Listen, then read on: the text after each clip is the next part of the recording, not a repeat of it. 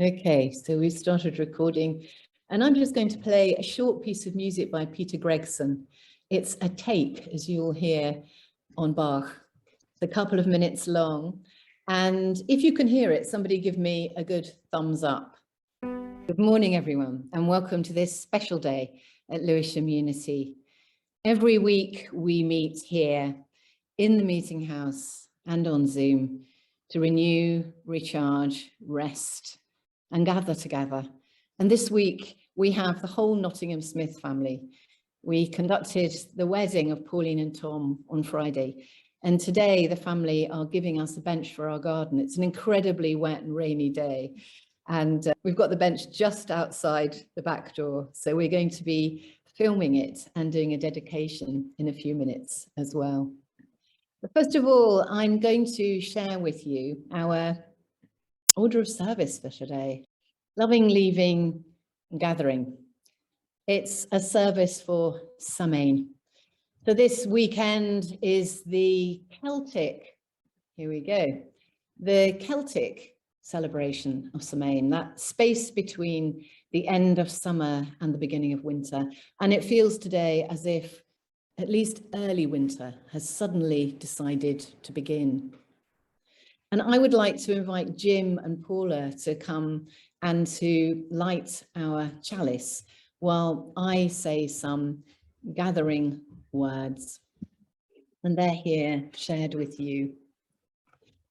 So Jim and Paula behind me, I'm reading some words that say this: we are grateful to mark time with Susan, to celebrate birthdays and anniversaries, or to gather as family to remember our loved ones.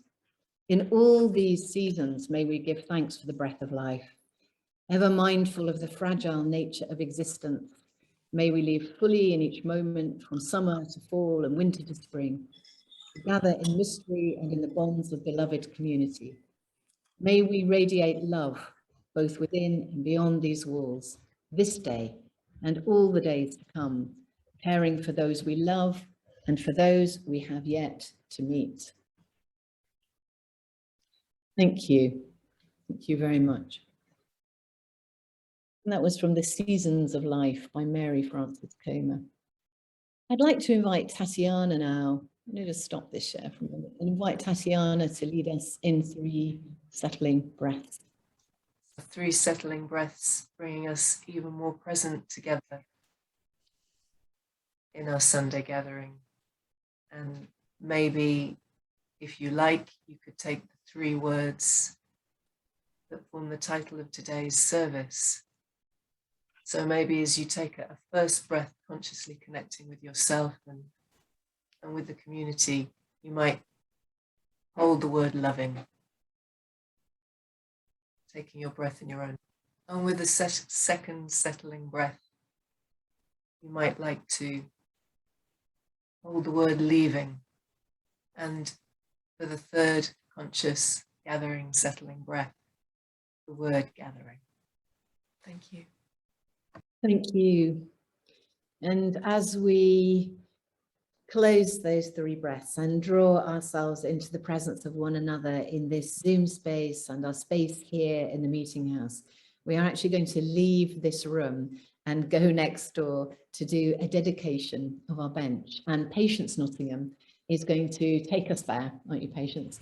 So with her iPad, and we have some words of dedication from which Paula and Jim, I think, are going to read, and some special words that have been given to us by the Reverend Sheena Gabriel at Godalming, where the family used to worship when the children were much smaller. So we're all going to depart and go forward now into the next space, and I'm going to go on mute.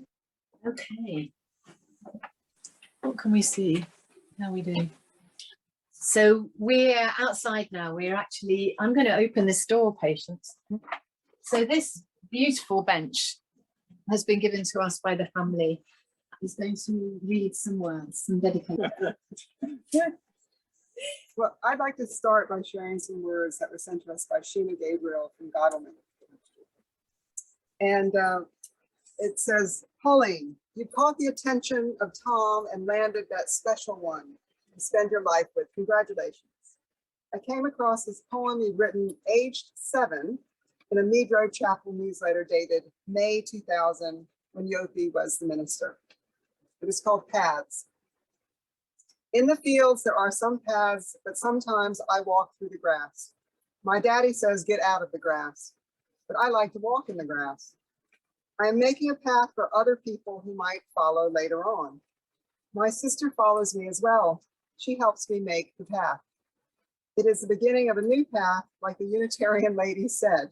It didn't get up to marking it with stones, but the path was made.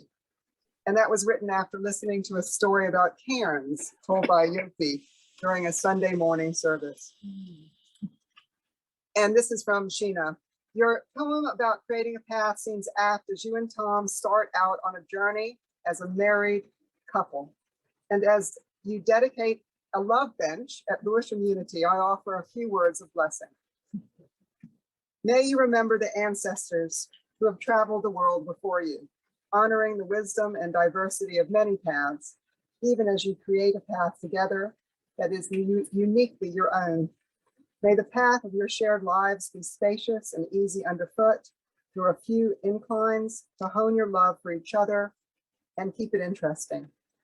May you be open as you travel to fresh discoveries about yourself, each other, and the world. May you keep the path to each other's hearts well tended and clear of thorns and weeds. May you find stopping places to rest and the means of refreshment when the journey gets tough, with love and good wishes from Sheena and all who remember you at Mead Road Chapel. I don't know if Pauline and Tom can step out for a moment. Okay. Right. We dedicate this bench as a cairn or marker to share our family's good fortune and well wishes to Pauline and Tom on their journey. The spirituality and the commitment to the environment and to creating a communal garden is one of the really big things. And Pauline, the path is made by walking. You knew that? Oh, goodness. Well, we come back wetter, I've got to say, but slightly changed. We've made a dedication of the bench in the garden, and that was really beautiful as well. Hi, come in. It's really lovely. Now we can see in the chat as well up there. Congratulations, that's fantastic as well. I'm going to invite Sarada in a moment, and I'm going to put up the words to a wonderful little story called The Last Leaf by David Horst, which takes us right into the meaning of Samain. And it is here. Let me see. There we are. Sarada, is she here? Is she here, actually? She's not here. Oops. Hello. You are there. Thank you. The last leaf. Fantastic. You okay there? Are we all sitting comfortably? Once, many grey autumns ago, I came upon a tree. The tree, a poplar, had dropped all of its leaves, but for one, just one.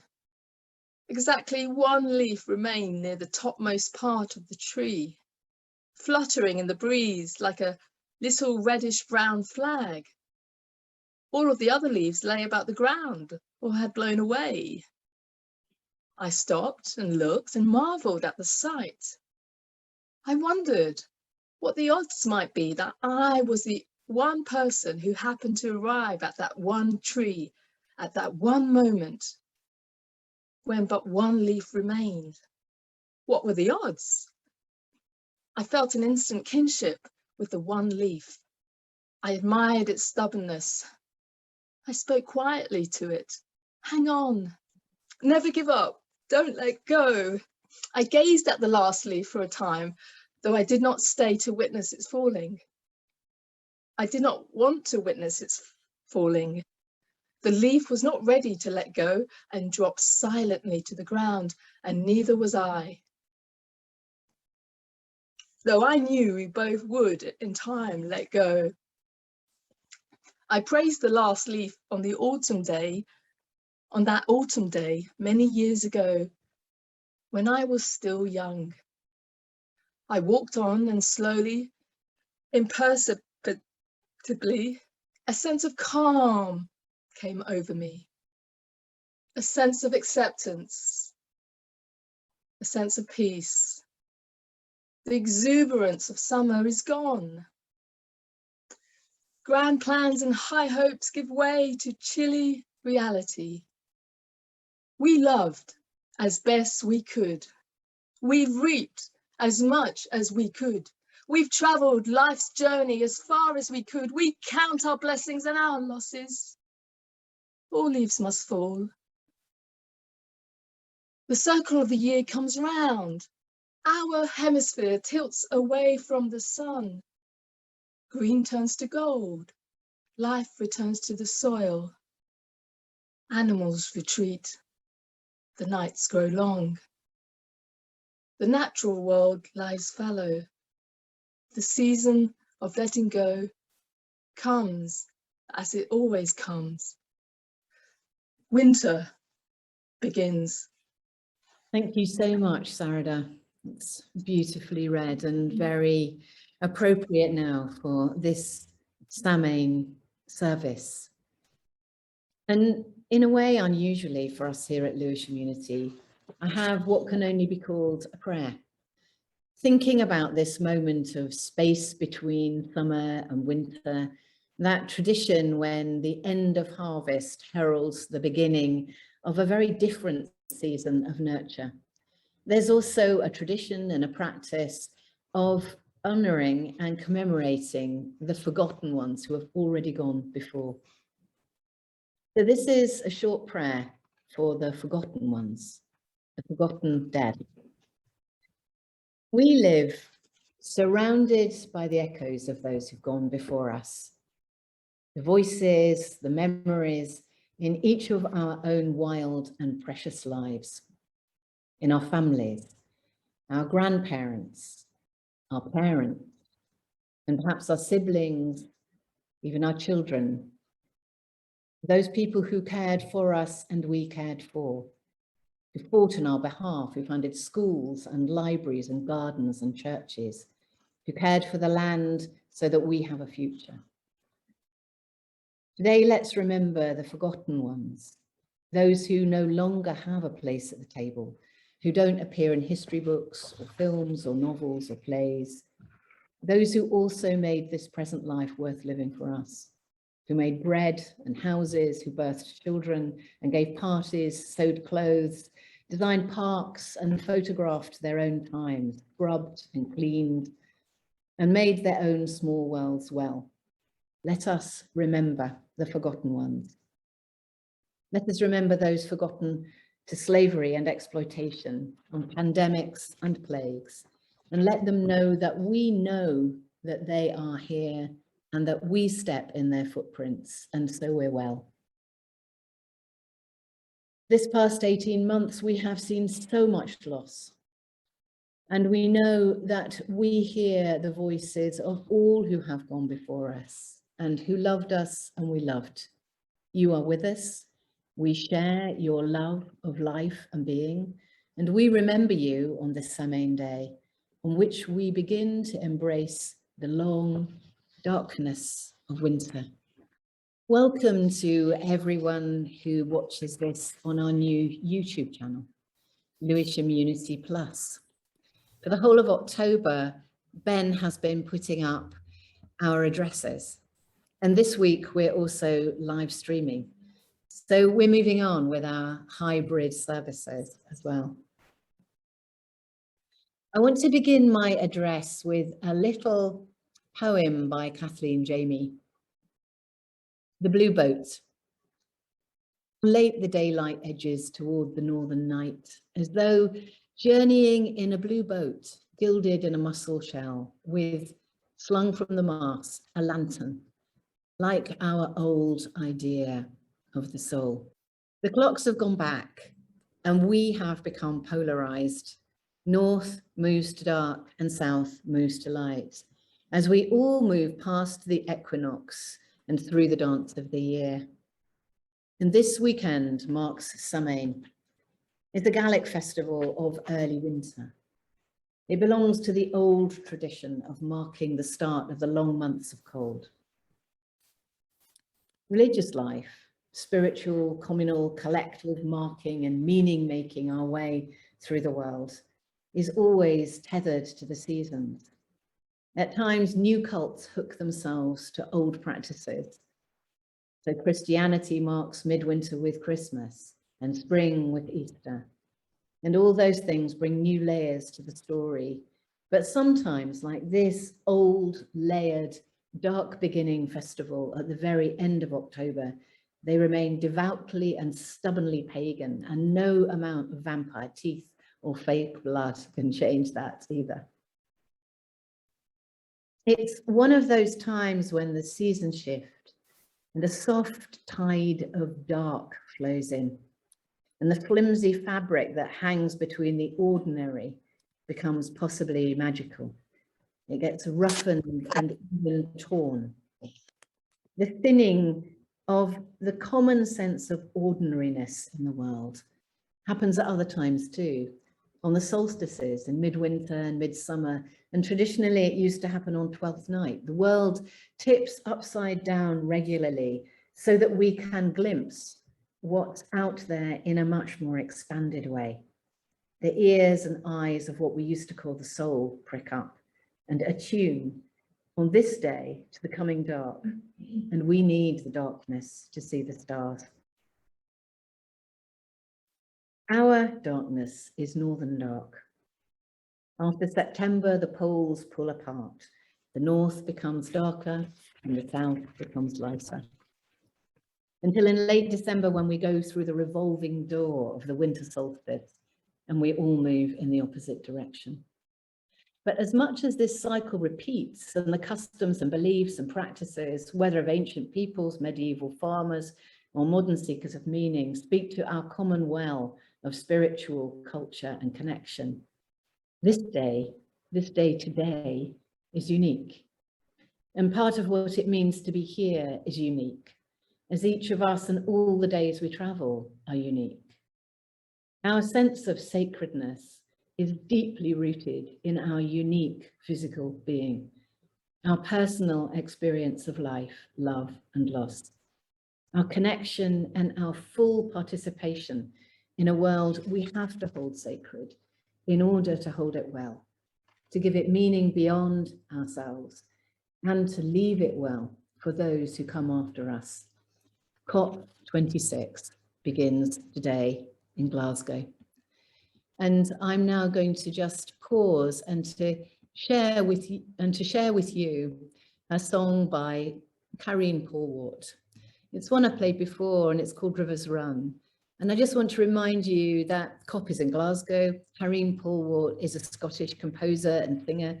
She's also an activist who's worked for Women's Aid and for climate change. And she worked with, amongst others, Robert Macfarlane on The Lost Blessings. And this is one of those. It welcomes a child and it prays for the earth. And I'm going to play it now. And if you can hear it on Zoom, then please give me a thumbs up. We walk upon, she will endure when we are gone. While kingdoms come and kingdoms go, rivers run and rivers flow. You know I don't believe it's true that in this world there's nothing new, for darling, you have just begun. Fall from the sky. When I'm beguiled by the fear, the darker days are drawing near. My darling, you seduce the sun. Rivers flow, shoot somewhere. They're all from the sky. This world it is that you may know how rivers run. Should ever, my darling one, rivers flow. What a joyful, beautiful singer, Karine. COP26 is the UN Climate Summit, a gathering that's also unique because we know now that we live at the very edge of human thriving, and that we not only step in the footprints of stubborn hope, love and care and custom, like Samain, when harvest is done, food is prepared for winter, and the space between light and dark is honoured, but also in the footprints of greed, oppression, colonialism, extractivism, and destruction. There is now so much less optimism about our collective ability to stop the rapid degradation of the earth and the rising temperatures that will destroy us and every sentient being. And now we know that trees and plants are in their way sentient too. And I say there the word optimism. There's so much less optimism because optimism is different from hope. In his study of what makes religion a distinctive and essential part of human nature, the anthropologist Scott Atran says that it's crucial to our thriving. We need it as long as human beings need hope beyond reason. Hope beyond reason can bring change when reason and optimism fail. Hope beyond reason in all circumstances is the essence of faith, whether it's a belief that together we can love the world enough to save it from burning, or hope that what we have made here has meaning beyond our own unique lives. Hope can bring us back to ourselves, can allow us to be, as individuals, able to fend off despair, find joy, and contribute to good. Active hope is stubborn. It refuses to give in, it's enduring, and it's impossible to erase. So as the eyes and ears of our old souls expand in the space that this small festival between light and dark invites us to rest in, let us imagine using this time to expand our night vision, to see the time ahead, at least until the midwinter solstice, the next portal in the year to take stock, as a season of hope. Let us kindle hope as we enter a season of small lights, of sparklers, of bonfires and candles that light the way to midwinter. And I just want here to read a little piece from the Inquirer, and there are lots of copies here in the meeting house. It's an article by another minister called Laura Dobson, and she talks about embracing the darkness. And she begins it with this short quote from the wonderful poet Wendell Berry. To go in the dark with a light is to know the light. Know the dark, go without sight, and find that the dark too blooms and sings and is travelled by dark feet and dark wings. This season is active hope in a different way. Let us this season do less, let go, consume less, quieten the soul, appreciate small lights, and let that soft tide of seasonal dark begin to flow over and in us, nourishing us as we rest in this special early winter period. It is traditionally a time of waiting for spring, for change, for new birth, as the Christmas story has it. And in line with our own Lewisham Unity theme of journeying, I'm going next week to be talking about living an enchanted life. It's a term that the writer Sharon Blackie has used. In full connection with the times in which we live, fearlessly and lovingly, not only sunlit, but cloudy and rainy, and also moonlit and starlit.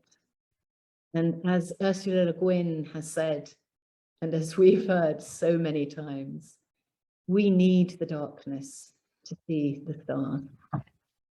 Amen.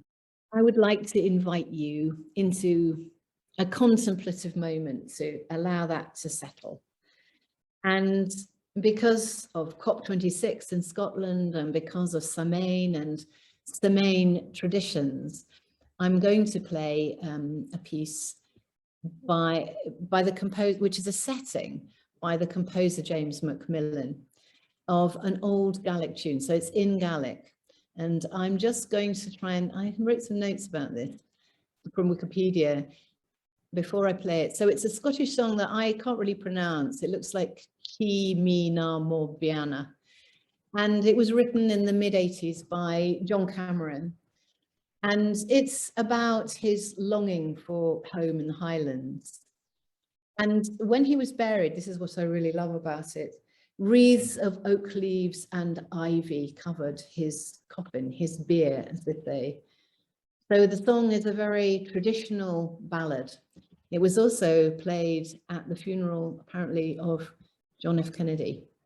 It's a very, very beautiful tune. It's about 3 minutes long. And afterwards, I'm just going to let us sit in a few moments of silent reflection.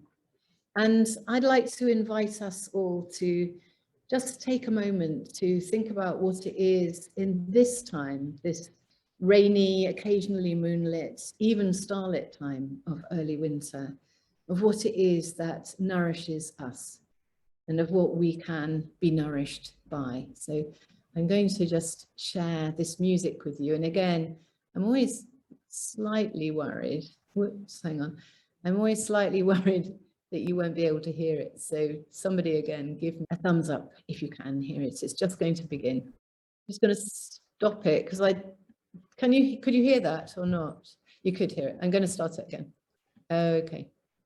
Just as nurtures the seeds in darkness over winter, and animals gestate their young, we too can use this time to nurture ourselves. And in nurturing ourselves, we conceive and nurture the seeds of new plans for the new year, ready for the birth of the spring. In letting go of the old, we make room for the new. Words by the Reverend Laura Dobson from Chawton Unitarians in Manchester. I'd now like to invite Ben actually to hold our candles this morning. And Ben, do you want to do it from here? Where would you like to do it? I'd like to do it from the main. You want to do it from here? And then I will pause the recording after my own candle. Absolutely. So here and everything for you, and let you do that. I would like to light a candle for Christianity, actually, which is the source of our tradition. And then, the more I think about kind of the catchphrase, we can give our children. One is root, the other is wings. The root being Christianity, and I've been reflect a lot on Trinity, and my reflection of the day is we can see the Trinity, the Father as the creator, the Jesus as the connector, and the Spirit as the carer, the coach. So they can all be seen, but overall, to me, I think the core, the unity is compassion, kindness, and doing something about it. So to me, I feel that the next step of going from Unitarianism is the next phase. To me, is to integrate in the being, to have some form of where everything is in the divine. And to me, I shall term that infinitarianism. So a candle for infinitarianism. And then I shall pause the recording. Thank you, Ben. It's a very beautiful candle holding for, in a sense, the opening of a season of candles. I always think of this season of November and December as a season of candles. Before our service begins to draw to a close today, there are a couple more things. One is that I'd actually like to invite Anne to remind us about giving to Lewisham Unity, and also just remind us about our auction and what anybody who still has to claim something from our auction should do. So Anne, can I invite you to do that? Sure, I will. And thank you to everybody who participated. It was a lot of fun in the end. And thanks to the generosity of everybody everybody is now paid for their items, and people were generous and topped up. So we now have hit our 350-pound goal thanks to that generosity. And I do think everybody has been in touch. One thing that may happen sort of we're going to have sort of a well-being event coming up, because one of the events, there were a couple of sort of massage things, and so there may be other opportunities to join even if you weren't the winning bidder on some of the wellness things. So if we have this wellness day, we'll keep you posted. We'll try to do it before Christmas if we can, probably on a Sunday afternoon. And in general, if you miss the chance to participate in the auction and you just want to make a donation as a part of a weekly Pass the Plate thing, you can always go to our website, www.lewishamunity.org.uk, and there's a donate button right on that front page. And lastly, as far as announcements goes, just next week, we're going to be inviting the Edinburgh Unitarians are going to be joining us via Zoom. And there's going to be a little bit of music coming from there as well, some piano, so which would be really nice. So it'll be nice to have it. We'll have a really full Zoom crowd next week. So I hope you all can join us. Thank you very much. And since I think that collaboration is really the name of one of the things that we really like doing here.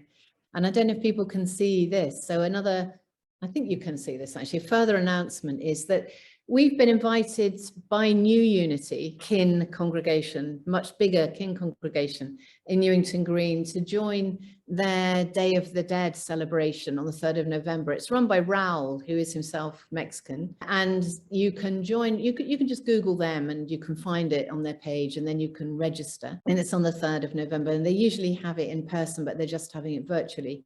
But actually they just wrote to me yesterday as well to invite us to collaborate and share services if we'd like to over the Christmas period. We at Worship and Programming would like to suggest a pause on the 26th of December. And so New Unity has stepped in and said, why don't you come and do something with us on Christmas Eve, if people would like to, on the 26th, and possibly on Boxing Day. So they're starting to plan now. And Adam Slate is the person who is organizing it. But you can also get in touch with them. If you'd like to be part of the planning, it would be great. A couple of people to actually go from here virtually to be part of the planning would be wonderful. And if you'd like to, then tell us through the WhatsApp group or email me or Anne or Adam. So that's going to be fun, actually. And the more collaborations. We're going to close our service in a few moments. And we're going to end with blowing out our candles, as we do usually, always. These days virtually, but I'm also looking here. We're also going to have a closing blessing, which I'm going to bring up in a moment. So our first thing actually is to blow out our candles virtually and actually. Ben, would you like to come and host the virtual blowing out of our candles? So yes, if it sparks joy in you, you may unmute and let's blow out the candle together.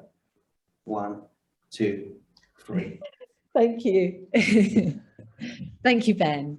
And I'd like to invite Anne. I'm just going to share the words, Anne, to read our closing blessing as well.